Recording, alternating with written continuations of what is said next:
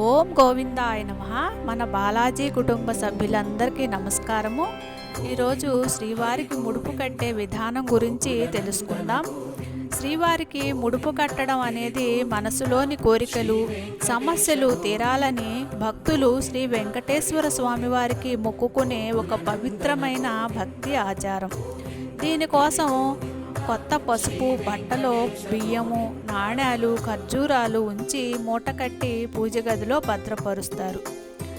ఇక ముడుపు కట్టే విధానం గురించి తెలుసుకుందాం.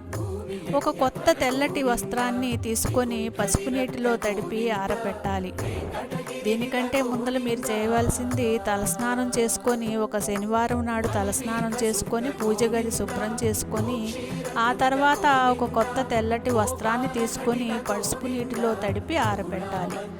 ఆ తర్వాత ఆ పసుపు బట్టకు 4 మూలల మధ్యలో కుంకుమ బొట్లు పెట్టాలి. తర్వాత కుంకుమతో శ్రీవారి నామాలు తీర్చిదిద్దాలి.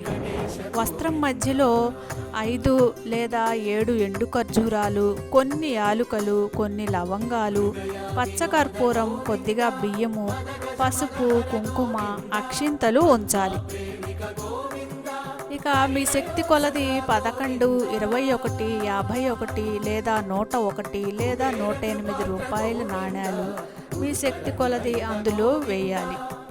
ఇక ఆ వస్త్రం అన్ని మూలలు కలిపి 3 ముడులు వేసి మూట కట్టాలి. ఇలా ముడులు వేసేటప్పుడు మీ మనసులోని కోరికను, మీ సమస్యలను స్వామివారికి స్పష్టంగా చెప్పుకోవాలి. స్వామివారి నామం చదువుతూ స్పష్టంగా మీ సమస్యను చెప్పుకుంటూ ముడులు వేయాలి. ఆ తర్వాత ఈ మూటను శ్రీవారి పటం ముందు ఉంచి ధూపదీపాలు, నైవేద్యాలు సమర్పించి పూజ చేసుకొని గోవిందనామ స్మరణలు చేయాలి లేదా విష్ణు సహస్రనామం చదువుకోవాలి. మీ కోరిక నెరవేరిన తర్వాత ఆ ముడుపును శ్రీవారి హుండీలో లేదా ఏదైనా మీ స్థానిక వెంకటేశ్వర స్వామి ఆలయంలో హుండీలో సమర్పించుకోవాలి.